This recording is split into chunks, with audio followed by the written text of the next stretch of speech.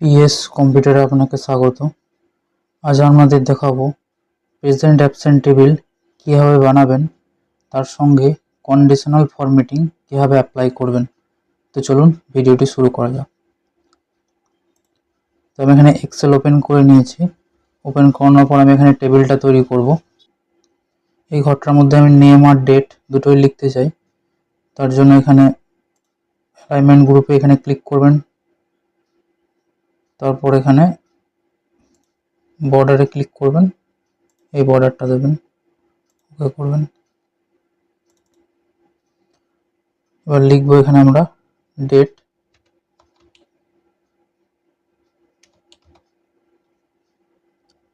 তারপর এখানে alt enter দেবেন,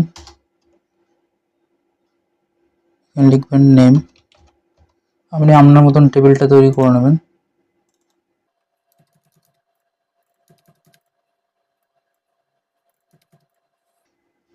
তারপর এখানে ডেট দেবো,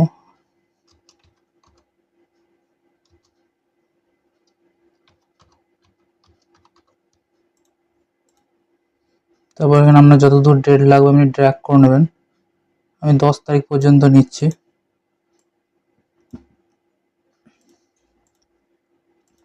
এবার এখানে কিছু নাম লিখে নেব। তো কিছু জনের নাম লিখে নিয়েছি।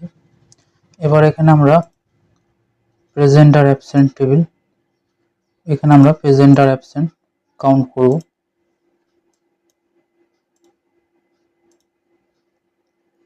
প্রেজেন্টের ফর্মুলা হচ্ছে সমান,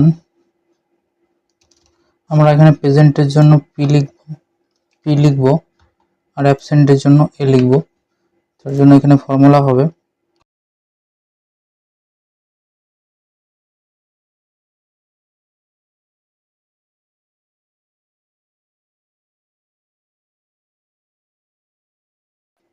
অ্যাবসেন্টের জন্য সেম একই ফর্মুলা, শুধু পি এর জায়গায় এ হবে।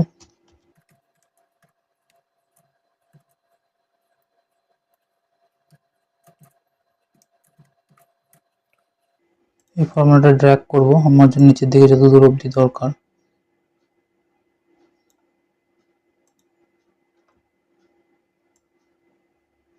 এবার আমি এই রেঞ্জের মধ্যে যা লিখব প্রেজেন্ট বা অ্যাবসেন্ট, সেটা এখানে কিন্তু কাউন্ট হবে। ঠিক আছে, এবার এখানে কন্ডিশনাল ফরম্যাটিং কীভাবে অ্যাপ্লাই করব। কন্ডিশনাল ফরম্যাটিং অ্যাপ্লাই করার জন্য আমি যে রেঞ্জে কন্ডিশনাল ফরম্যাটিং অ্যাপ্লাই করতে চাই সেই রেঞ্জটা সিলেক্ট করব। তো আমার এতটা রেঞ্জের মধ্যে অ্যাপ্লাই হবে। রেঞ্জটা সিলেক্ট করার পর এখানে দেখুন হোম ট্যাবের মধ্যে কন্ডিশনাল ফরম্যাটিং রয়েছে, এখানে ক্লিক করব। ক্লিক করার পর এখানে নিউ রুলে ক্লিক করব। নিউ রুলে ক্লিক করার পর এখানে format only cell that content এটাতে ক্লিক করব। ক্লিক করার পর এখানে সেল ভ্যালু এটাতে ইকুয়াল টু করে নেব, সেল ভ্যালু ইকুয়াল টু থাকবে। এবার এখানে আমরা প্রথমে প্রেজেন্টের জন্য করছি বা অ্যাবসেন্টের জন্য করছি, তার জন্য এখানে এ লিখব। এ লেখার পর নিচে ফরম্যাটে ক্লিক করব। ক্লিক করবো, এখানে ফন্ট সিলেক্ট থাকবে। ফন্ট কালার আমরা কি করব, অ্যাবসেন্টের জন্য রেড করব, তারপর ওকে করব, তারপর ওকে করব। দেখুন এখানে এগুলো রেড হয়ে গিয়েছে। আমি নতুন করে যদি আবার এ লিখি, এখন দেখুন লিখছি ব্ল্যাকে, কিন্তু যখনই বাইরে ক্লিক করবো অটোমেটিক দেখুন রেড হয়ে গেল। একইভাবে আরেকটা সেম ফর্মুলা সেট করব প্রেজেন্টের জন্য। সেম একইভাবে একই জায়গাতে যাব, new rule, format only cell that content, বিটুইনটাকে ইকুয়াল টু করব, এটাকে করব পি, পি এর কালার করব আমরা গ্রিন।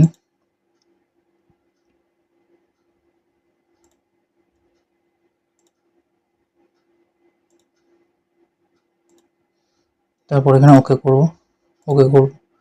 দেখুন হয়ে গেছে। একইভাবে আমি পি লিখলে অটোমেটিক গ্রিন হয়ে যাবে এবং এ লিখলে অটোমেটিক লাল হয়ে যাবে। এইভাবে আপনি ফরম্যাট রেডি করতে পারেন। তো আমি সব সেলগুলোতে লিখে নিচ্ছি। এবার আপনি চাইলে এখানে বর্ডার চাইলে বর্ডার দিতে পারেন, আপনি চাইলে টেবিল আরও এক মাস্কার টেবিল রেডি করতে পারেন। যখনই এ করবেন অটোমেটিক রেড হয়ে যাবে এবং যখনই পি করবেন অটোমেটিক এটা গ্রিন হয়ে যাবে।